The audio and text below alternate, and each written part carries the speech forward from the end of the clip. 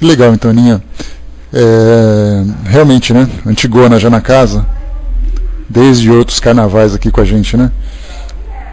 Então, olá, Ju, sumida, né? A nossa amiga Ju que fez aniversário antes de ontem, e a gente aguardando para dar aqui os nossos parabéns com o nosso batismo, com o nosso shampoo de ovos e tudo mais, e você não aparece, né? Só foge. Mas não adianta nada não, daqui a pouco a gente conversa. Muito bem, nós vamos dar continuidade, mas não tem pressa, ficou melhor porque ficou guardado, pode deixar. Nossa amiga Ju fazendo aí mais uma primavera, em plena primavera. E aí então nós vamos dar continuidade no nosso estudo, o nosso trabalho no Livro dos Médiuns. Esse é o nosso terceiro encontro.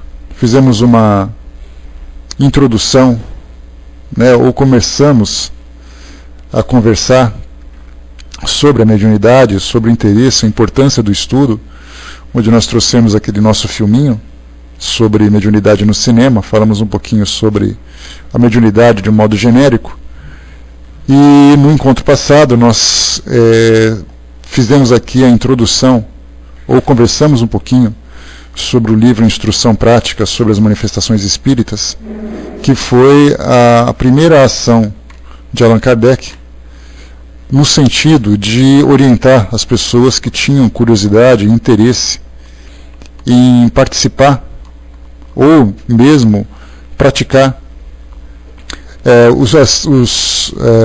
os métodos, né, de comunicação com os espíritos, né? Então ele lançou o Livro dos Espíritos em 57, em 58, no mesmo ano do lançamento da Revista Espírita e também da fundação da Sociedade Parisiense de Estudos Espíritas, ele lançou essa obra, né, que nós dedicamos o nosso encontro anterior para conversar um pouquinho sobre ela, que infelizmente acabei tendo um problema aqui na gravação e nós não registramos esse nosso encontro, mas quem tiver interesse em conhecer, é só pegar ali o livro, né, baixar ele aqui na internet, ele é de domínio público, tem ali no nosso site www.virtual.espiridige.net, na nossa seção do quadro de avisos, ali tem um link para baixar esse livro em PDF, está aqui na área de texto para quem estiver interessado, lá no quadro de avisos.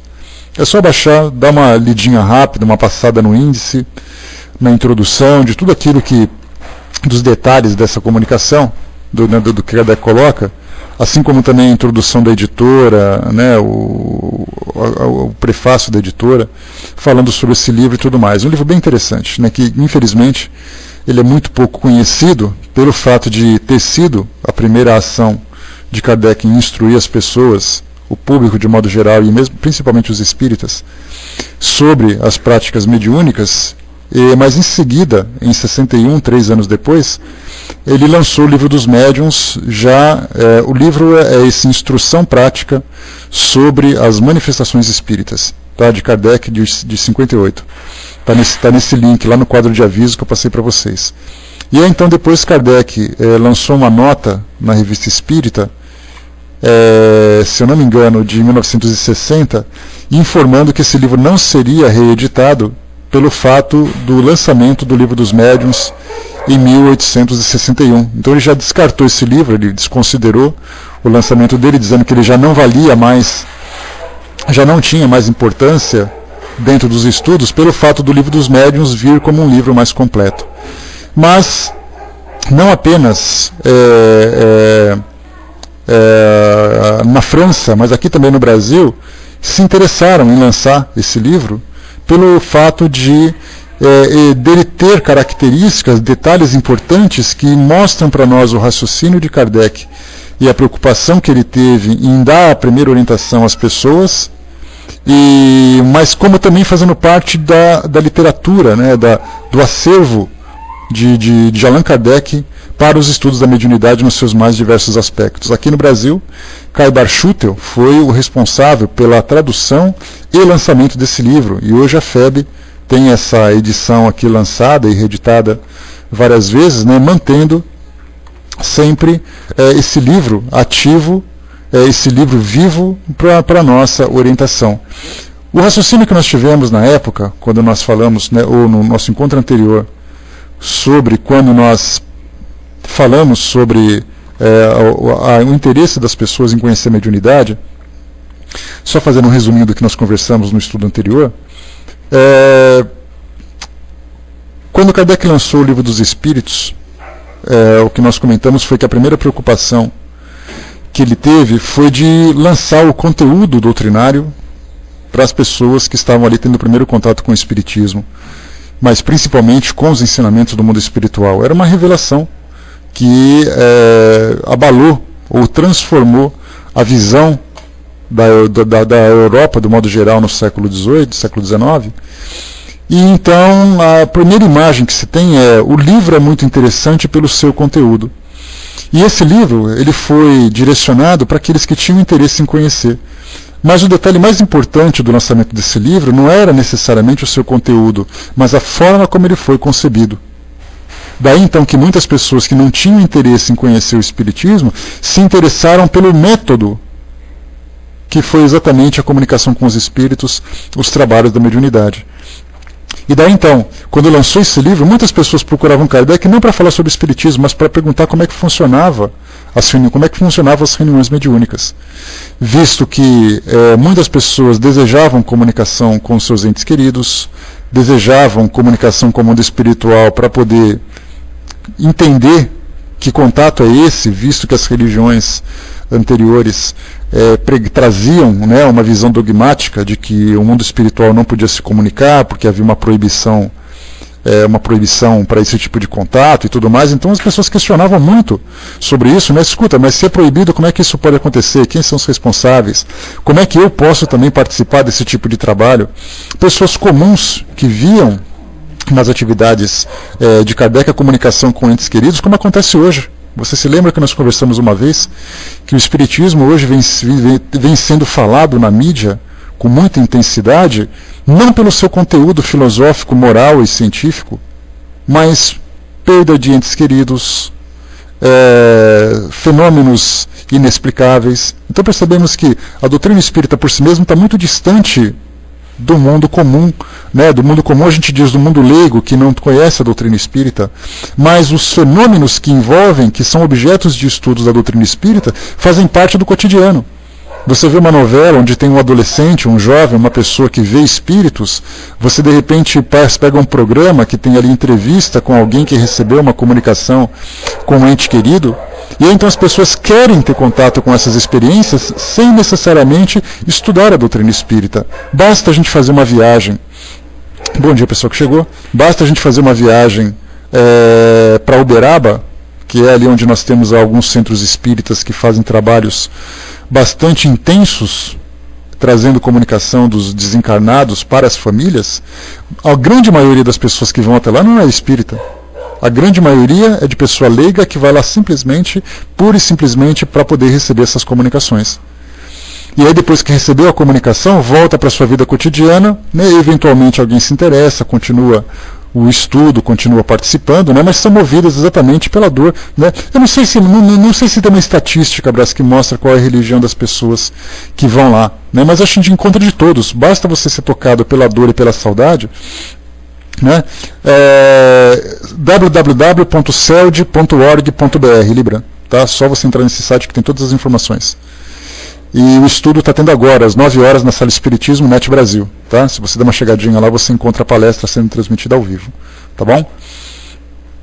Então, eu não sei qual é exatamente, Brás, o número, né, ou qual é exatamente a estatística, como nós falamos, mas basta que o indivíduo, independente da religião que ele tenha, seja tocado por uma dor insuportável e se veja na comunicação mediúnica, no trabalho mediúnico, uma forma de ter contato com o seu ente querido, as pessoas vão até lá. Né? Então eu, particularmente, sinceramente, não conheço nenhuma estatística que mostre, até porque acho que não é interesse em você questionar, porque do contrário você estaria entrando numa guerra religiosa, né, de você querer mostrar que esse é melhor do que o outro. Então eu acho que eles não têm essa preocupação, né, mas a sua percepção que você colocou sentiu que a maioria das pessoas assim, né, até porque no catolicismo, né, a quantidade de não praticantes, né, grande abraço, Elcio, bom dia, Mário, a grande quantidade de pessoas que de católicos são católicos não praticantes. Né? Então tem a sua fé, tem a sua crença, mas aquela coisa, né? Você vai num casamento, vai num batismo, numa missa de 7º dia, mas você não frequenta os estudos, não frequenta os cultos religiosos, né? Mas são pessoas, independente da crença que tenham, são pessoas que buscam, né, a satisfazer essa necessidade de ter comunicação com seus entes queridos. Então, voltando para Kardec na sua época, não era diferente. Quando ele começava a divulgar, olha, nós fizemos uma reunião no nosso centro, na casa de tal pessoa, e aí então um pai, uma mãe, um filho, um companheiro, um amigo entrou em comunicação, todo mundo quis fazer isso, só que para isso eles tinham que ou frequentarem esses estudos ou criarem os seus próprios grupos. Só que quando a gente começa a estimular o trabalho com o mundo espiritual sem ter o preparo devido, começa a acontecer grandes inconvenientes, como processos obsessivos, como ilusões que são transmitidas e tudo mais, né? Então Kardec viu a necessidade de lançar de imediato essa coletânea de orientações, das mais básicas, que são aqui, ó, instrução prática sobre as manifestações espíritas, para dar essa primeira orientação.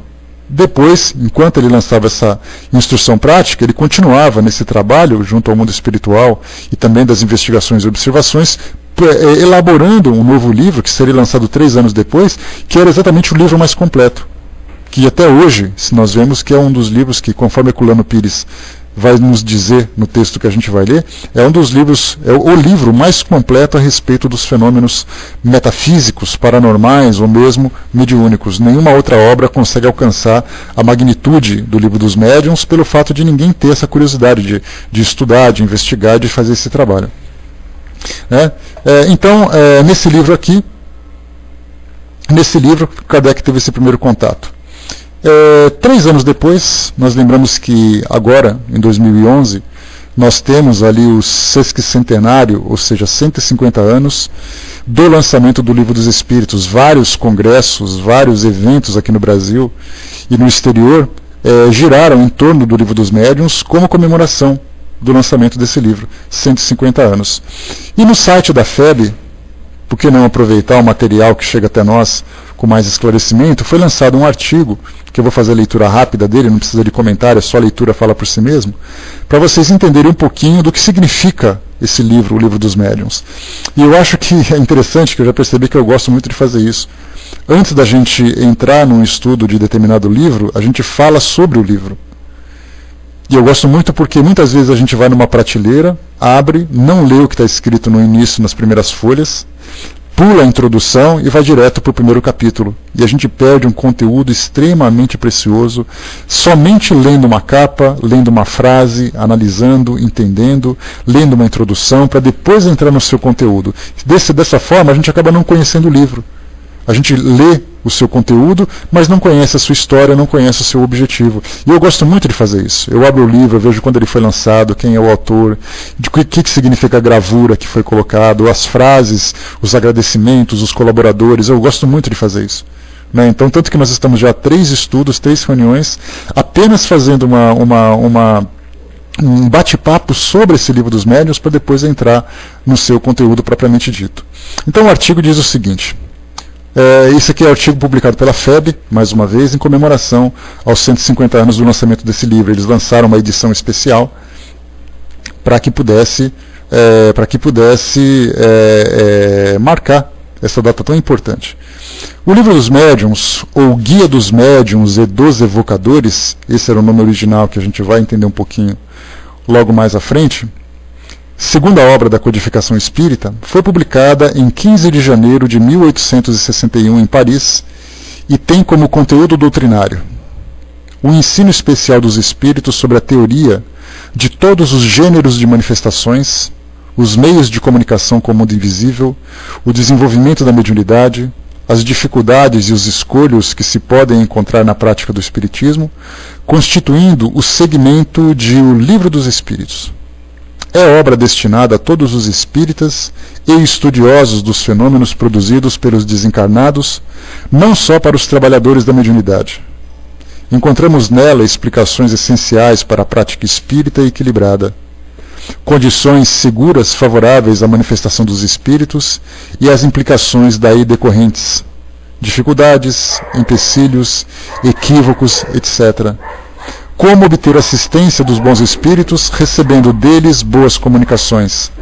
como desenvolver discernimento sobre a influência moral e do meio das comunicações, sobre avaliar as mensagens mediúnicas e sua procedência, utilizando, entre outros, o critério da linguagem usada pelo comunicante, identificando-o acertadamente, se for o caso, sobretudo se seu nome faz vinculações com personalidade de destaque ou conhecida. Entender os mecanismos da obsessão, suas características, graus, tipos e formas de prevenção, orientar-se quanto à organização das sociedades espíritas em geral e dos grupos mediúnicos em particular. Importa considerar que o Livro dos Médiuns é um desdobramento do trabalho anteriormente escrito por Kardec, conforme nota do atual tradutor das obras do codificador publicadas pela FEB. Cerca de um ano após o lançamento da primeira edição de O Livro dos Espíritos, cujo sucesso surpreendeu o próprio Allan Kardec, julgou esse por bem editar uma espécie de manual essencialmente prático, que contemplasse a exposição completa das condições necessárias para a comunicação com os espíritos e o meio de desenvolver a faculdade mediúnica.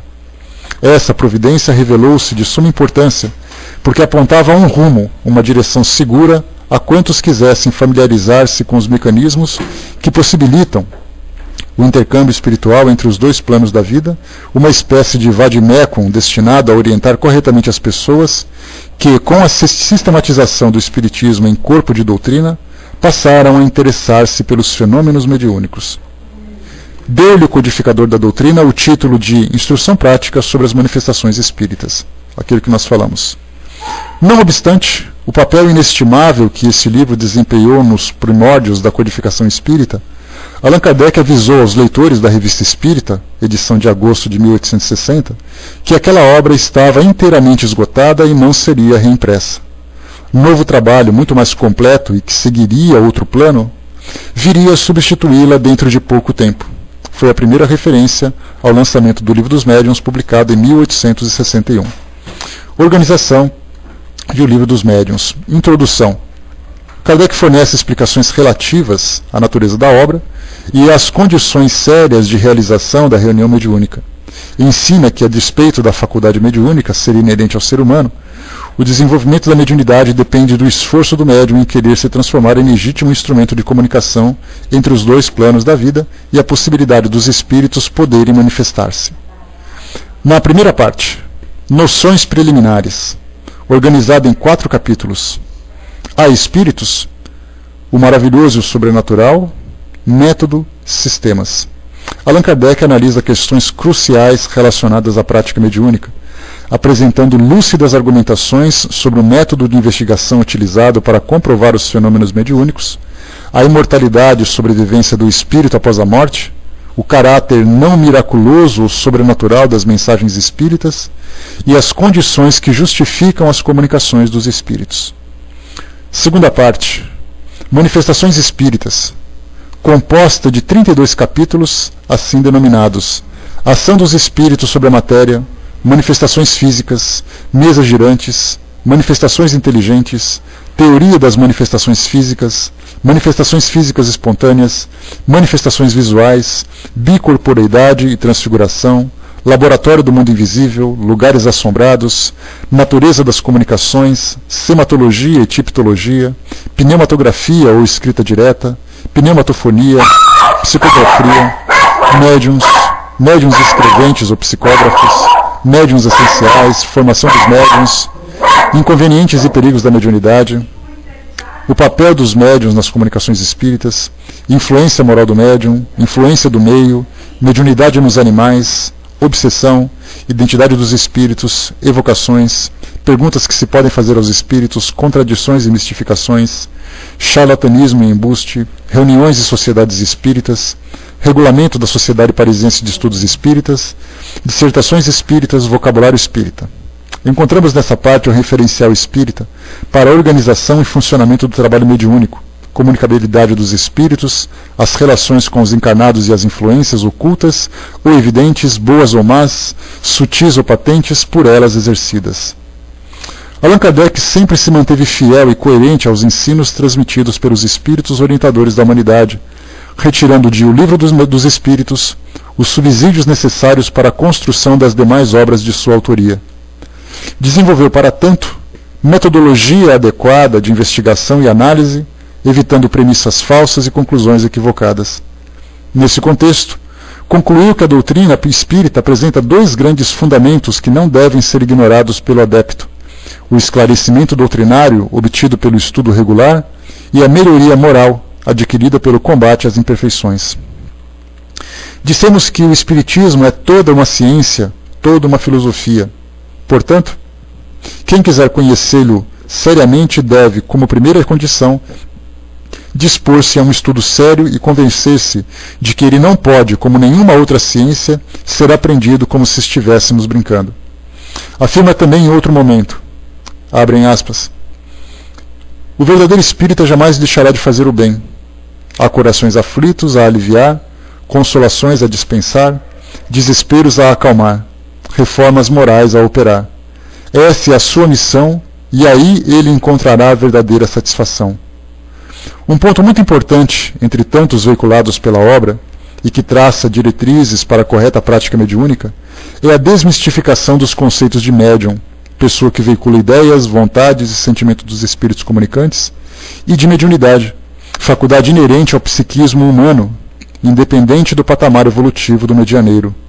Em consequência, Kardec e os espíritos, alguns preferem considerar médios intérpretes, podem ser bons ou ruins, dando preferência àqueles que não interferem nas ideias transmitidas pelos espíritos, os quais procuram o intérprete que mais simpatize com eles e que exprima com mais exatidão os seus pensamentos. Essa, então, a introdução feita aqui pela FEB, o artigo publicado pela FEB, tratando da importância do Livro dos Médiuns e também do porquê das suas comemorações. Quando foi em 1861, na edição de janeiro, Kardec lançou um artigo anunciando a vinda dessa obra. Como nós comentamos, ela foi editada no dia 15 de janeiro. Então, na edição de janeiro de 61, Kardec publicou o seguinte. Tá? Hoje, pessoal, vai ser um pouquinho de leitura, mas é importante que a gente faça isso junto para acompanharmos aqui o desenvolvimento desse nosso raciocínio. Mas a gente vai logo começar com os comentários. Esta obra, anunciada há muito tempo, mas cuja publicação foi retardada pela sua importância, aparecerá de 5 a 10 de janeiro, na casa dos senhores Didier e companhia, Livreiros Editores, Cais dos Augustins, 35. Encontra-se igualmente no escritório da Revista Espírita, Rua Santiene 59, Passagem Santiene. Um volume grande de 500 páginas. Ela forma o complemento do Livro dos Espíritos e encerra a parte experimental do Espiritismo, como o primeiro contém a sua parte filosófica. Então Kardec já começava a fazer uma separação daquilo que era importante para o Espiritismo, separando o seu conteúdo filosófico, que ele encontrava no Livro dos Espíritos, o seu conteúdo experimental no Livro dos Médiuns, o seu conteúdo moral no Evangelho segundo o Espiritismo, o seu conteúdo científico no livro A Gênese, e também daquele conteúdo que diz respeito diretamente à relação dos encarnados e dos desencarnados e a sequência de suas vidas no mundo espiritual, no livro O Céu e o Inferno. Então esses 4 livros, Livro dos Médiuns, Evangelho segundo o Espiritismo, A Gênese e O Céu e o Inferno, são 4 obras que desdobram, ou que desenvolvem as 4 partes do Livro dos Espíritos. Procuramos nesse trabalho, fruto de uma longa experiência de laboriosos estudos, esclarecer todas as questões que se prendem à prática das manifestações. Ele contém, segundo os espíritos, a explicação teórica dos diversos fenômenos e das condições nas quais podem se produzir, mas a parte concernente ao desenvolvimento e ao exercício da mediunidade foi, sobretudo, de nossa parte, objeto de nossa atenção especial. O espiritismo experimental está cercado de muito mais dificuldades do que se crê geralmente, e os escolhos que aí se encontram são numerosos. É o que causa tantas decepções entre aqueles que dele se ocupam sem terem a experiência e os conhecimentos necessários. Nosso objetivo foi de premunir contra esses escolhos, que não são sempre sem inconvenientes para quem se aventurem com imprudência sobre este terreno novo. não poderíamos negligenciar um ponto tão capital e o tratamos com um cuidado igual à sua importância. Os inconvenientes nascem, quase sempre, da leviandade com que se trata uma questão tão séria. Os espíritos, quaisquer que sejam, são almas daqueles que viveram e no meio dos quais estaremos, infalivelmente, de um instante para outro. Todas as manifestações espíritas, inteligentes ou outras, têm, pois, por objeto nos colocar em relação com essas mesmas almas. Se respeitamos os seus restos mortais, com mais forte razão devemos respeitar o ser inteligente que sobreviveu, e que lhe é a verdadeira individualidade. Se fazer um jogo das manifestações, é faltar com esse respeito que reclamaremos, talvez para nós mesmos amanhã, e que jamais se viola impunemente. O primeiro momento da curiosidade causada por esses fenômenos estranhos passou. Hoje, o que se lhe conhece a fonte, guardemo-nos de profaná-la com divertimentos inoportunos e esforcemo-nos para neles aurir o ensinamento próprio para assegurar a nossa felicidade futura. O campo é bastante vasto e o objetivo bastante importante para cativar toda a nossa atenção. E para fazer o Espiritismo entrar nesse caminho sério, que todos os nossos esforços tenderam até esse dia, se esta nova obra, em fazendo-o melhor compreendido ainda, pode contribuir para impedir de desviá-lo de sua destinação providencial, estaremos largamente pagos pelos nossos cuidados e nossas vigílias. Este trabalho, não o dissimulamos, levantará mais de uma crítica da parte a quem constrange a severidade dos princípios e que daqueles que, vendo a coisa de um outro ponto de vista, já nos acusam de querer fazer escola no Espiritismo. Se fazer escola é procurar nessa ciência um objetivo útil e aproveitável para a humanidade, teremos motivo para nos lisonjearmos com essa censura. Mas uma tal escola não tem necessidade de outro chefe, senão do bom senso das massas e da sabedoria dos bons espíritos, que a criaram sem nós.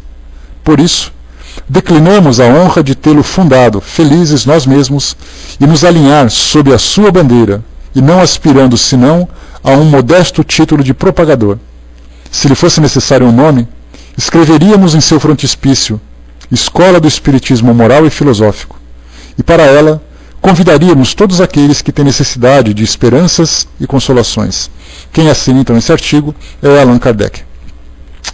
Vemos aqui então, como nós conversamos, Kardec fala daqueles que queriam experimentar o trabalho mediúnico, e muito mais do que aquela ideia, bom trabalho, Castelo, bom dia pessoal que chegou, muito mais do que aquelas reuniões formais para formação de grupos de médiuns e tudo mais, nós vemos as experimentações mediúnicas com simplicidade na vida cotidiana das pessoas.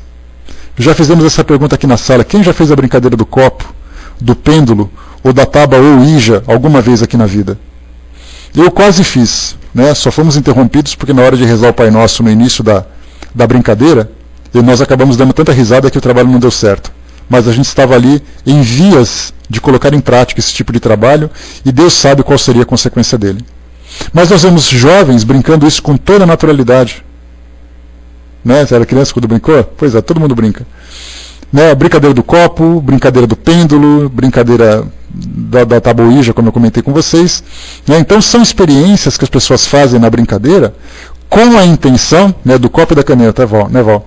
Então, com a intenção de entrar em comunicação com o mundo espiritual, mas sem critérios de segurança. Porque as pessoas acham simplesmente assim: olha, vamos então fazer aqui chamar os espíritos e fazer uma pergunta para eles. Isso é uma reunião mediúnica.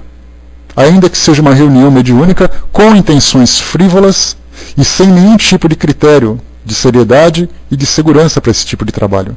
Na época de Kardec, eram as mesas girantes.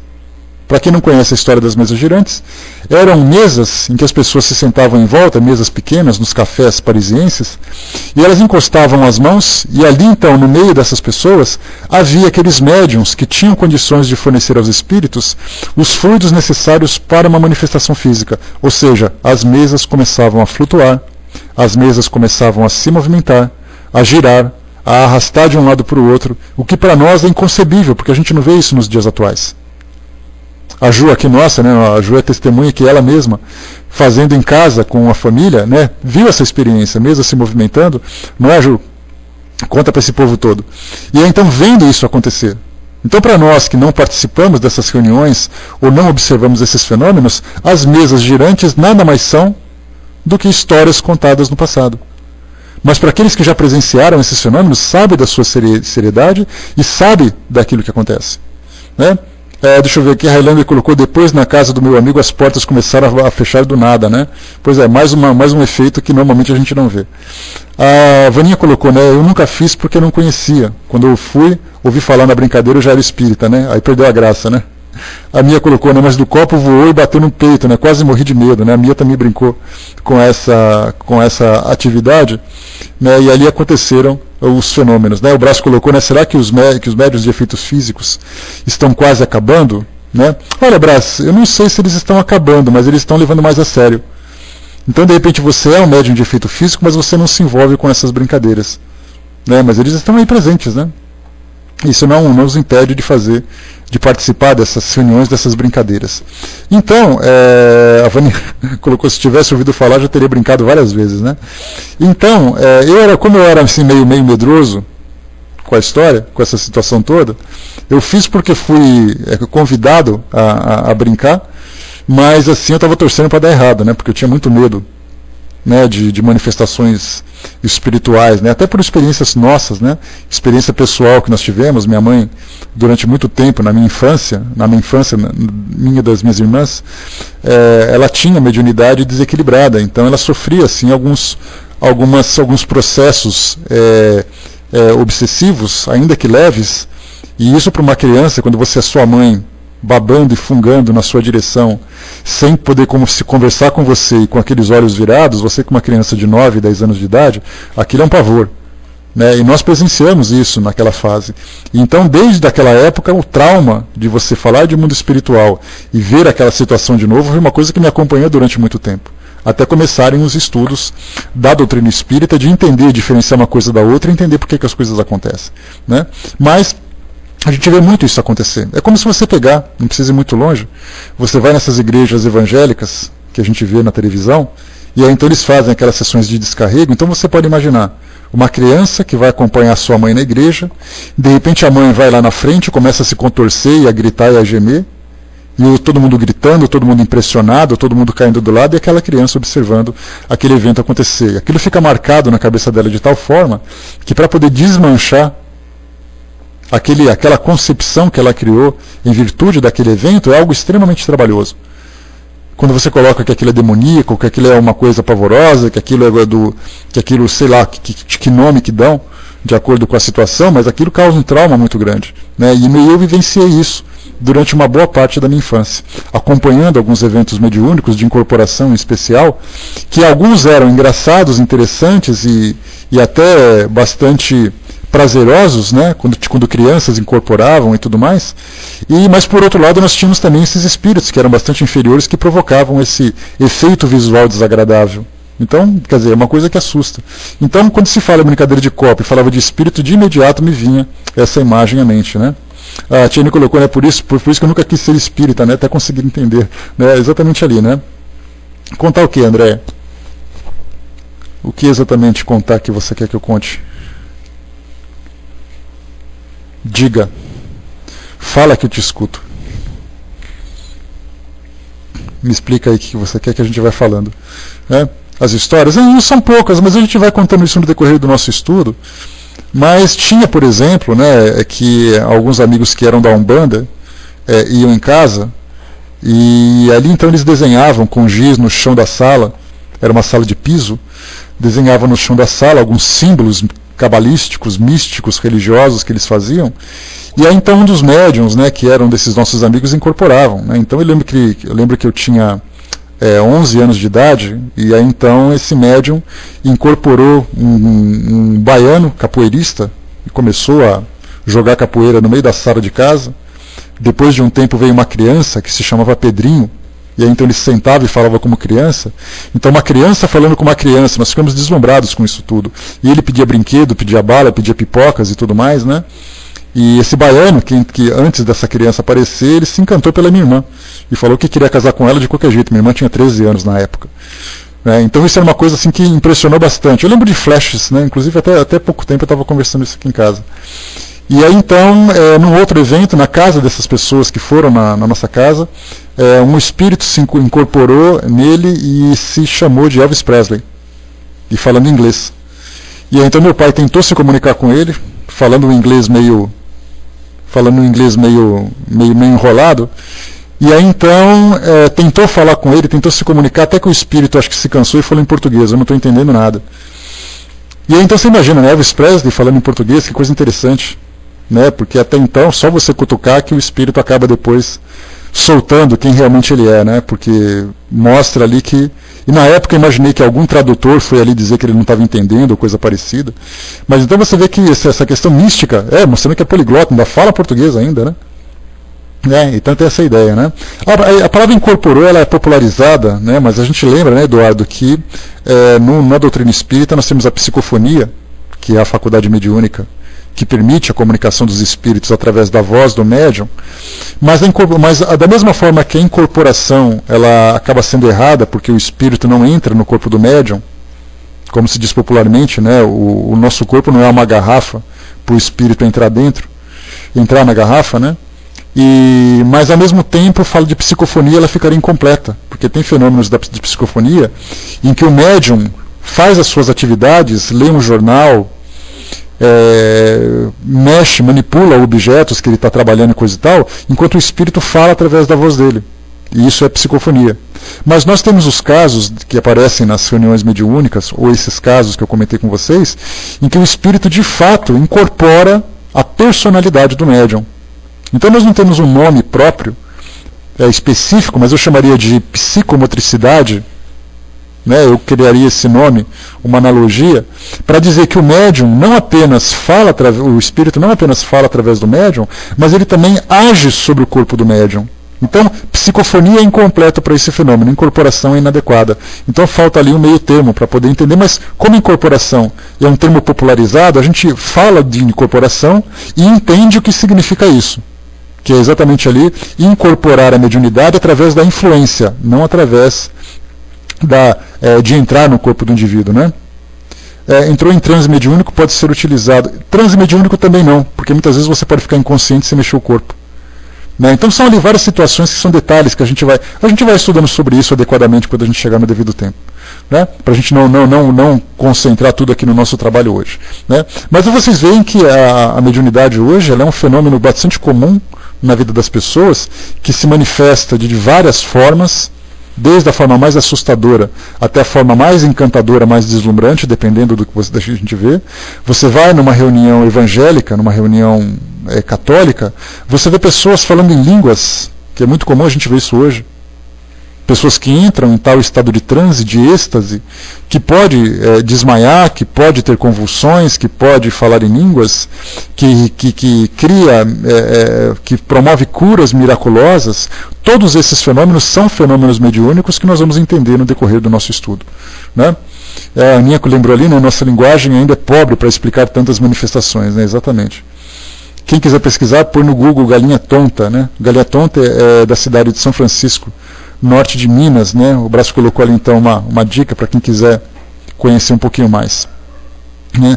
Então, entrando agora propriamente no Livro dos Médiuns, que é o que interessa para nós, José Herculano Pires, muitos de nós infelizmente não conhecemos a sua obra com profundidade, da forma mais adequada que deveria ser. Ele poderia ser considerado, como o próprio Emmanuel coloca nas suas observações, o melhor metro que mediu Kardec. Ou seja, Herculano Pires, ele nasceu no início do século XX e desencarnou ali por volta de 1979, e nas suas obras, ele teve mais de 80 obras escritas, espíritas e não espíritas, né? Literárias de modo geral, de poesias, de contos e tudo. Mas dentro da literatura espírita, ele foi aquele que chamava à razão os praticantes do espiritismo, vai com Deus, Zeca, bom dia, praticantes do espiritismo, para a questão filosófica, para a questão racional da doutrina espírita, tirando aquele conceito de igreja que o espiritismo acabou tomando no decorrer do seu desenvolvimento pela mistura que acabou tendo com a Igreja Católica e com as igrejas de tradições africanas. Então, Herculano Pires, nas suas obras, ele chamava muita atenção nesse sentido. Então, hoje, para nós estudarmos doutrina espírita doutrina espírita na sua essência mais pura, Herculano Pires é a nossa melhor referência. Quem tiver a oportunidade de adquirir as suas obras, ou mesmo de encontrar aqui na internet, façam a leitura para poder entender o pensamento dele, que era tão racional, que era tão coerente. E hoje a filha dele, Heloísa Pires, faz muitas palestras, participa de congressos, falando também dessa mesma preocupação de trazer de volta para a sua verdadeira essência o espiritismo que acabou se misturando com religiões tradicionais. A Aninha colocou para nós, aqui em Blumenau, tem um padre, João Bachmann, que arrasta multidões. É um tal de missa de cura para lá, missa disso para cá, né? O pessoal cai na igreja, grita, desacorda. Catolicismo, né? Normalmente o pessoal também fala hoje do catolicismo. Não sou um conhecedor da Igreja Católica, mas hoje nós temos, né, o catolicismo, como é que é o nome dele, que é dado agora, uma nova vertente do catolicismo que tem esses fenômenos. São os... me ajuda aí, pessoal. Me fugiu o nome agora. Carismáticos, isso aí mesmo, Tiane, né? Então os carismáticos hoje têm essas práticas, né, com bastante naturalidade, práticas diferentes, né, inclusive recebendo grandes críticas dos segmentos tradicionais da igreja. O padre Marcelo Rossi, eu acho que ele é considerado talvez o representante mais popular hoje no Brasil, e ele sofreu críticas duríssimas do segmento ortodoxo da igreja, dizendo que aquilo não era igreja católica, que aquilo era um circo, que era isso, que era aquilo tudo, né? Então, né, a gente tem ali uma série de situações que ele acaba enfrentando, né? Deixa eu ver aqui, quem é o médium da fala, da psicofonia, Elcio? O padre Marcelo, você disse? É isso? Não sabia. Né? Então tá aí para quem quiser pesquisar um pouquinho da biografia dele, de repente a gente encontre algumas informações. Mas Herculano Pires então nos fala sobre essa obra, né? Ele traz para nós aqui uma explicação no livro dos médiuns, que foi traduzido por ele mesmo. Nós temos ali várias traduções das obras doutrinárias, né, das obras doutrinárias. Então Herculano Pires foi um dos tradutores, e ele então traduziu, e é pela tradução dele que a gente vai estudar, né? Para quem quiser conhecer um pouquinho mais sobre essa obra traduzida por Herculano Pires, é só dar uma chegadinha aqui nesse link, está aqui, o livro online, está o livro dos médiuns online com tradução de Herculano Pires. Tá? Nós temos ali vários outros, né, que também são bastante conceituados, mas a gente dá preferência para esse autor por simpatia, por afinidade, né, até mesmo pelos comentários que ele faz, que são comentários em rodapé de páginas que são bastante produtivos. Eu tenho aqui 2 edições do Livro dos Médiuns, de 2 editoras diferentes, que, né, estão ali ombreando-se pela qualidade, né, mas é uma preferência. Explicação que Herculano Pires nos dá, então, nessa sua obra. Esse é o 2º volume da codificação do Espiritismo. Logo após a publicação de O Livro dos Espíritos, obra básica da doutrina, em 1857, Kardec lançou em 58 um livrinho intitulado Instruções Práticas sobre as Manifestações Espíritas. Era um ensaio para a elaboração do Livro dos Médiuns, que só pôde aparecer em 1861. Publicado este, Kardec suprimiu aquele. Apesar disso, 65 anos mais tarde, em 1823, John Mayer, então diretor da Casa dos Espíritas, resolveu reeditar o Instruções para circular juntamente com este livro, por considerar aquele livrinho útil à iniciação das questões mediúnicas. No Brasil, Caidar Schutel, em sua gráfica de Matão, aqui no interior de São Paulo, também lançou também o Instruções em nossa língua. A finalidade deste livro, o Livro dos Médiuns, é desenvolver a parte prática da doutrina, em sequência à exposição teórica do livro básico. Por isso Kardec o considerou continuação de O Livro dos Espíritos, como se vê no frontispício. Mesmo porque, segundo declara na instrução, este livro também pertence aos Espíritos. Foram eles que o orientaram na sua elaboração, eles que o reviram e modificaram inteiramente para a 2ª edição em 62, que ficou sendo a definitiva e que serviu para esta tradução. Eu fico imaginando aqui pessoalmente como seria se nós pudéssemos aprofundar ou desenvolver mais o Livro dos Médiuns, com todos os exemplos que nós temos hoje de mediunidade, de situações das mais variadas que o Brasil oferece, porque Kardec teve como referência, naturalmente, tudo aquilo que ele poderia observar na Europa, né, no século XIX. E nós hoje, no século XXI, vivendo esse ecumenismo, vivendo essa mistura de religiões e de fenômenos que surgem hoje de modo tão patente em todas as áreas da sociedade, certamente nós poderíamos aprimorar em muito essa obra, né? Não mudando aquilo que Kardec trouxe, mas complementando com mais exemplos, mais observações e mais estudos aquilo que o livro dos médiuns trouxe. Essa é uma opinião minha, naturalmente, que muitos daqueles que estudam a doutrina espírita vão dizer, mas Kardec não precisa ser mexido, então não se mexe. Mas eu gostaria muito se a gente pudesse colocar aqui argumentos novos, né? Situações novas que pudessem ser observadas. E continua. Apesar de escrito há mais de 100 anos, fez 140 anos agora, né? 150 anos agora, o livro dos médiuns é atualíssimo. Nenhuma outra obra, espírita ou não, sobre a fenomenologia mediúnica, conseguiu superá-la. É um tratado que tem por fundamento a pesquisa científica e a experiência, além da contribuição teórica dos espíritos na explicação de vários problemas ainda inacessíveis à pesquisa científica. Essas explicações só eram aceitas por Kardec na medida da sua racionalidade, de acordo com o método de controle rigoroso que estabeleceu para o seu trabalho. Esse método é explicado neste livro e pode ser examinado em minúcias nos relatórios e registros de sessões publicadas na Revista Espírita. Então essa Revista Espírita que é trazida para nós, uma referência importantíssima. Quem não tem essa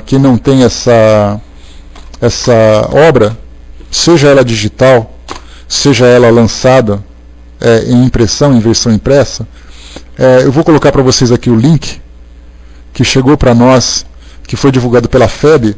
A FEB vende, no caso, as obras impressas, e a FEB também lançou essa obra na versão digital. É só vocês darem uma chegadinha, deixa eu pegar aqui rapidamente, aqui no nosso virtual.spiridige.net, está aqui, ó, vai ali no link Biblioteca Virtual, e ali vocês vão encontrar todas as edições da Revista Espírita, elaborada pela FEB, né, bem organizadinho, bem bonitinho, tudo em ordem ali para vocês baixarem, tá? E aí então, esse livro, essa Revista Espírita, ela traz relatos de experiências de Kardec, porque a preocupação que ele teve quando elaborou a codificação era trazer um corpo doutrinário para ser estudado e desenvolvido.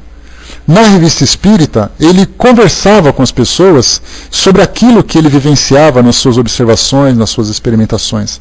Então, ler a Revista Espírita é para nós uma experiência bastante interessante. Inclusive, ela é estudada aqui no Paul Talk, todas as segundas-feiras, às 6h15 da noite, na Sala Espiritismo Net Brasil, sempre às segundas-feiras, às 6 horas, 6h15. A Revista Espírita é estudada, cada artigo que é publicado, cada comentário que é feito e tudo mais. Né? Lá tem as viagens, as cartas, né, e tudo mais, são várias situações, né, onde seria um diário pessoal de Kardec que ele trazia a público para poder mostrar de que forma que a doutrina se desenvolvia. Então, vale a pena vocês adquirirem essa obra e deixarem nos seus arquivos. Continuando. As teorias explicativas dos fenômenos, formuladas por Kardec, com os dados de sua investigação e a contribuição dos espíritos, permanecem ainda como as mais viáveis. Basta um confronto entre essas teorias e as formuladas pelos parapsicólogos atuais para se verificar a solidez das primeiras, até hoje nunca desmentidas, e a fragilidade das segundas. Um exemplo típico é a teoria das aparições, que na atual parapsicologia constitui um emaranhado de suposições curiosas e nada mais, enquanto neste livro se apresenta fundada em pesquisas, observações, deduções rigorosas e explicações dadas por numerosas entidades espirituais em ocasiões diversas, por meios diversos e com todas as provas de seriedade e coerência exigidas pelo método kardeciano. Kardec e os espíritos insistem numa posição ainda pouco compreendida pelos próprios espíritas. A ciência espírita teve como vestíbulo as manifestações físicas, mas sua finalidade é moral, e suas pesquisas devem desenvolver-se nesse sentido. Provada a sobrevivência atual e a comunicabilidade, o Espiritismo deve aprofundar-se na investigação dos processos de comunicação, da situação dos espíritos após a morte, das leis que regulam as relações permanentes entre os espíritos e os homens e suas consequências nesta vida, e assim por diante. O leitor deve encarar este livro, portanto, como um tratado superior de fenomenologia paranormal, em que a fase metafísica, ou metapsíquica, e a parapsicológica de pesquisa material está superada. O livro dos médiuns apresenta a solução dos problemas em que ainda se enredam as pesquisas atuais e convida os estudiosos a avançarem além. Mas tudo isso com critério e métodos científicos, segundo o próprio Richer, o reconheceu ao se referir a Kardec no Tratado de Metapsíquica. Lembrando que Charles Richer foi um dos estudiosos, no final do século XIX, início do século XX, que ali teve grande contribuição para o espiritismo, embora ele não fosse um espírita, mas ele analisava com bastante cuidado os fenômenos que eram registrados na Europa naquela época. O problema está assim colocado. As pesquisas espíritas não se prendem aos fenômenos em si, ao mundo fenomênico ou material, e por isso mesmo exigem métodos diferentes dos utilizados nas ciências físicas. Kardec compreendeu isso em pleno século XIX e elaborou um método especial que lhe permitiu avançar sobre o seu tempo. A prova disso é que toda a pesquisa metapsíquica e parapsicológica nada mais conseguiu até agora, no tocante aos resultados positivos, do que referendar as teorias desse livro. Para ajudar o leitor e o estudante a verificarem isso, o presente volume apresenta a grande quantidade de notas de rodapé de página com indicações literárias. Então, José Herculano Pires, o tradutor desta obra.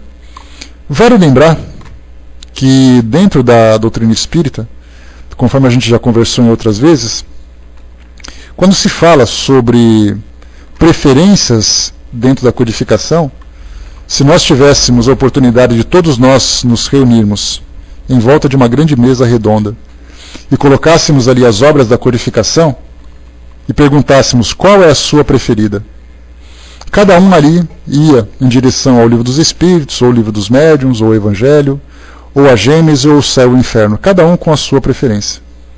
Eu, particularmente, gosto muito do Livro dos Espíritos. O Livro dos Médiuns é um livro que eu nunca estudei, não na sequência, sempre consultei artigos, sempre li uma coisa ou outra, mas eu nunca estudei. Então, e não tenho a prática mediúnica também. Então a gente vai fazer um estudo teórico e trazendo aqui algumas exemplificações, mas já humildemente reconhecendo as limitações que nós teremos no estudo dessa obra. Mas a minha preferência é o Livro dos Espíritos. Para outros, o livro Evangelho é o principal. O patinho feio, o que é menos valorizado, é sempre o livro Céu e Inferno. Para aqueles que gostam de ciência, apreciam muito o livro A Gênese. Mas o Livro dos Médiuns ele é um dos mais preferidos por aqueles que gostam de estudar a doutrina espírita. E a preocupação que se tem, eu também adoro o Céu e o Inferno, também é um dos meus preferidos. Depois do Livro dos Espíritos, aquele é o preferido. Então, assim, muitas pessoas fazem uma confusão estudando doutrina espírita, acreditando que ela se resume em fenômenos mediúnicos. E esse tipo de erro nós observamos não apenas dentro da doutrina espírita, por aqueles que estudam o espiritismo, mas por aqueles que não conhecem a doutrina espírita. Ou seja, quando você fala em espiritismo, de imediato você imagina fenômenos. Você imagina um espírito falando, você imagina um espírito aparecendo, ou alguma coisa se movimentando, começa a analisar a questão dos fluidos, dos médiuns e tudo mais, mas a gente não se pergunta, o espírito está falando, mas o que exatamente ele está falando? Então a preocupação com o conteúdo daquela comunicação acaba ficando em segundo plano em detrimento da elevação da primeira. Ou seja, eu analiso muito mais os fenômenos do que o seu conteúdo. Basta a gente perguntar, como eu já coloquei para vocês aqui várias vezes, para as pessoas que não conhecem o espiritismo, dizendo assim, escuta, você gostaria de ir no centro espírita? A pessoa diria assim, olha, eu não sei. Aí você pergunta, mas por que você não sabe? Eu tenho medo. Mas você tem medo do quê? Do que pode acontecer lá. De repente aparece um fantasma, de repente aparece um espírito, eu tenho medo disso. Então a gente imagina de cara, de imediato, que a visão que se tem de doutrina espírita são fenômenos. Não é assim, olha, você não gostaria de ouvir os ensinamentos que o Espiritismo pode oferecer. Isso acaba ficando, para as pessoas que não conhecem, alguma coisa assim, mas vocês falam disso também? Eu pensei que era só aquelas coisas que aconteciam. E até mesmo os espíritas que vão em casas, vão em reuniões mediúnicas, em reuniões espíritas, e então, e como ele não é um estudante, ele não participa, ele é só um convidado, uma pessoa que foi lá para conhecer e tudo mais, ele se senta no auditório, ouve ali uma palestra, acaba a palestra, ele levanta e vai embora. Aí ele fala assim, foi legal, né, mas foi meio chato. Aí você fala assim, mas por que meio chato? O que você esperava exatamente que acontecesse? Que os papéis saíssem voando da mesa?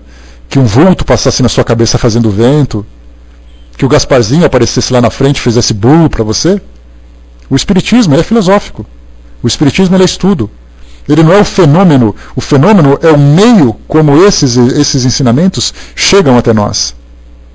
O fenômeno é o meio é uma forma de despertar a atenção para as pessoas para uma nova realidade além do mundo corpóreo. É uma filosofia de vida.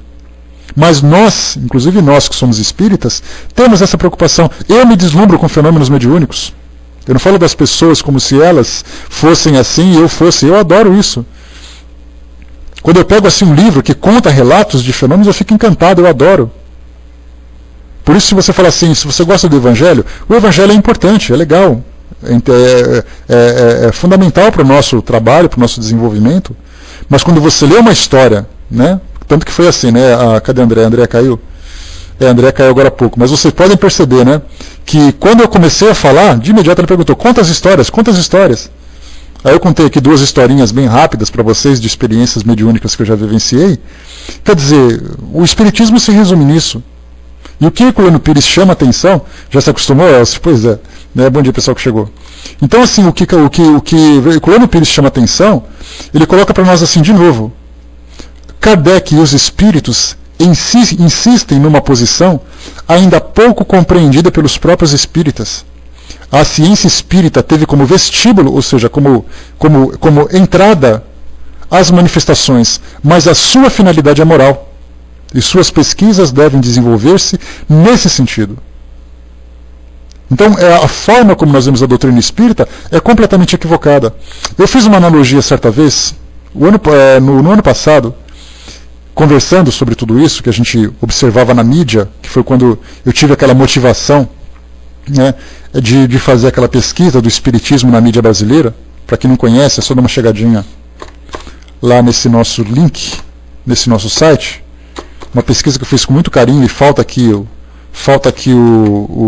a atualização dela, mostra ali os vários programas e veículos de comunicação que tratavam do espiritismo, revistas, cinema, programas de entrevista, filmes e novelas e mais não sei o quê. E aí, então, quando comecei, no ano passado, por ter sido o centenário do aniversário, aquele que seria o centenário do aniversário de Chico Xavier, a mídia deu uma atenção especial para a doutrina espírita. Até no carnaval nós aparecemos, vocês lembram? Tivemos ali qual foi a escola de samba mesmo, pessoal? Deixa eu lembrar aqui. Foi na escola de samba...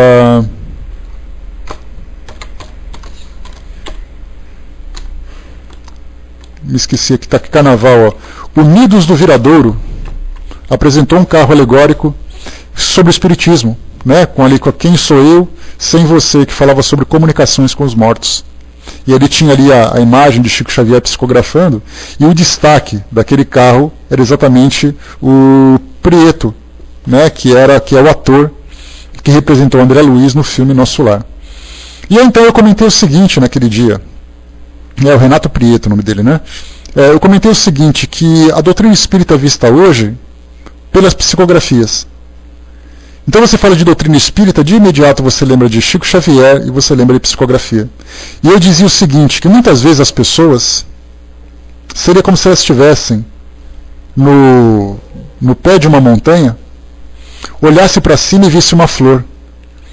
E ela parava então assim, ficava olhando para aquela flor e diria, mas que flor linda que eu estou vendo. E ela não se deu conta de que essa flor está cravada numa montanha que é enorme. Uma montanha monstruosa. E o único ponto que chamou a atenção dela foi aquela flor. É mais ou menos aquilo que a gente fala das psicografias hoje. As pessoas olham para as psicografias como sendo uma flor maravilhosa e acreditam que o espiritismo se resume naquela flor, sendo que ela está cravada naquela montanha de conceitos filosóficos, de temas científicos, de temas espirituais que são importantes para nós, sendo aplicadas no nosso cotidiano, na nossa vida de modo geral, promovendo transformações morais, promovendo reformas íntimas e tudo aquilo que diz respeito ao nosso crescimento íntimo. Então, o que é importante para nós, ao estudarmos o Livro dos Médiuns, não é nós nos deslumbrarmos com os fenômenos, mas nós entendemos esses fenômenos porque o mundo espiritual ele nos influencia, né? A novela Viagem foi uma das, a novela Viagem foi baseada no livro de André Luiz, se eu não me engano, não é Os Mensageiros, eu me esqueci qual é o livro, mas é uma das obras de André Luiz, mas trouxe para nós assim uma visão da doutrina espírita muito interessante. Mas falava sobre o quê? Sobre fenômenos. Sobre uma pessoa que desencarnou e continuava viva e se comunicava, um processo obsessivo. Mas e o conteúdo filosófico moral da doutrina espírita? Algumas vezes nós tínhamos o personagem, o Dr. Alberto, vocês lembram? Que eu esqueci o nome agora acho que é o Cláudio Cavalcante, o ator que fazia o Dr. Alberto, que ele era um médico. Ele falava nas pequenas cenas que ele fazia, trazia ali um fundo reflexivo sobre a doutrina espírita, sobre a prática doutrinária, isso para o público leigo. Então a proposta nossa, estudando essa obra, é trazermos exatamente a aplicação, Cláudio Cavalcante, né? Então, a aplicação, a prática dos recursos mediúnicos e também, como a gente disse no nosso primeiro encontro, principalmente chamar a atenção que a mediunidade ela é algo comum a todas as pessoas.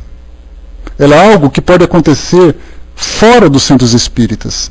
Porque a gente estuda a mediunidade, o Livro dos Médiuns, com a grande preocupação de formar grupos mediúnicos e de se estudar as reuniões mediúnicas, restritas dentro dos centros espíritas. A nossa proposta é ir um pouco além, é ultrapassar as paredes dos centros espíritas e mostrar que a mediunidade ela está presente na casa das pessoas. Ela está presente na atividade diária das pessoas. Ela está presente fora da doutrina espírita, atingindo pessoas comuns de outras religiões. Então, quando nós falamos sobre psicografias, nós lembraremos de Chico Xavier, sem dúvida, lembraremos das reuniões que acontecem nos centros espíritas, mas lembraremos também das pessoas que não são espíritas que tiveram contato com a psicografia.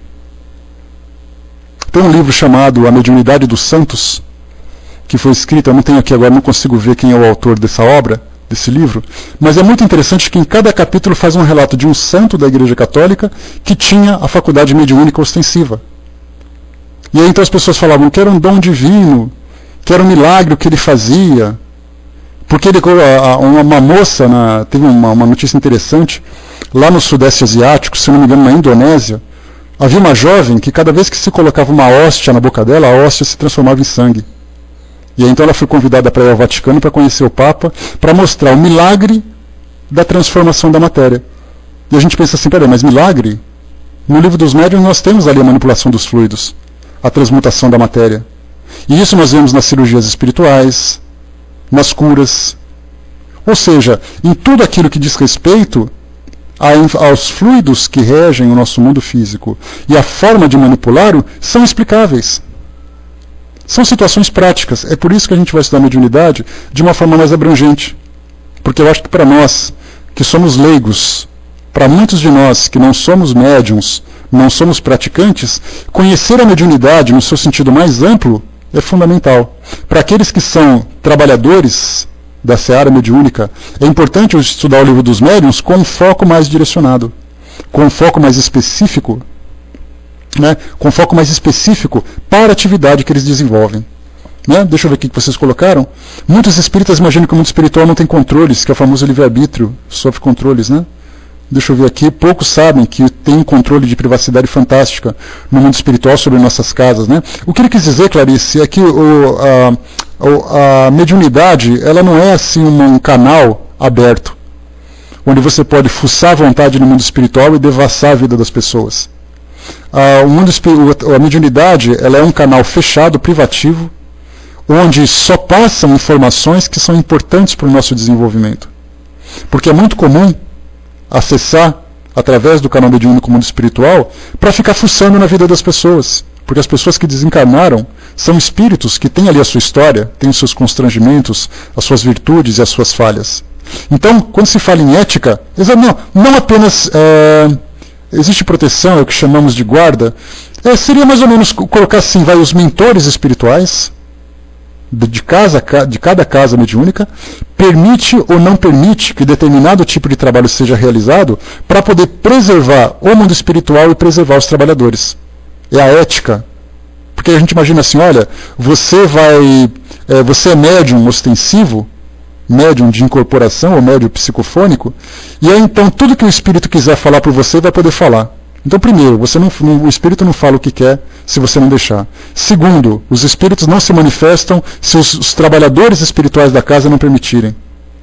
E assim uma série de situações que a gente percebe que existe um controle extremamente rigoroso para que esse trabalho se dê.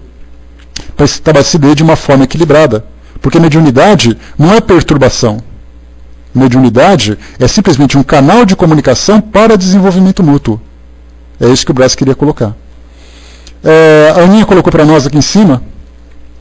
Vocês já experimentaram sentar com a família, juntar um povo assim para quem tem família grande, e falar apenas sobre um fenômeno? Pronto, cada um vai ter uma história para contar. Né? Quem viu isso, sentiu aquilo, falou daquilo, o outro é muito interessante. E quem não viu falar, nem a Aninha, conhece alguém que viu, isso que é mais interessante. Olha, eu nunca vi, mas eu tenho uma pessoa lá. A Aninha vai chegar assim, olha, eu nunca vi, mas lá na sala tem o Zé, que ele contou uma história do Elvis Presley que é demais. Então a gente sempre procura porque é um assunto que nos instiga. Tanto é assim que os filmes de maior bilheteria que tem no cinema são filmes que dizem respeito a assombrações, filmes de terror. Temos esse fenômeno que saiu agora, né, o Atividade Paranormal, 3 filmes na sequência, e os 3 filmes fizeram sucesso. O filme Ghost nem fala. Então as pessoas gostam desses assuntos. Né? São mais interessantes. Tem um quarto vindo agora, Highlander? Então você tem um quarto chegando também. Né? Então a gente percebe o quê? Que as pessoas querem conhecer, mas é importante que as pessoas conheçam, não com o sentido de alimentar cada vez mais. Né? Eu assisti os 4. Então foi 4 que eu assisti? 1, 2, 3. Foram 4, verdade. Então nós temos ali, não é o quarto, né? Você está me enrolando, cara. São 3 filmes, são 4 filmes. Tá, mas enfim. Né? O avulso, né? É verdade, tá, entendi. Tá, então são os 3 na sequência, que mostra aí, depois em Tóquio tem o 4, tá, entendi.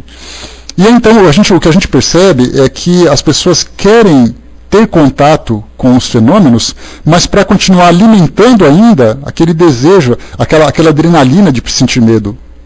A nossa proposta vai ser trazer a mediunidade de um modo esclarecido para que ela seja aplicada na nossa realidade e no nosso cotidiano.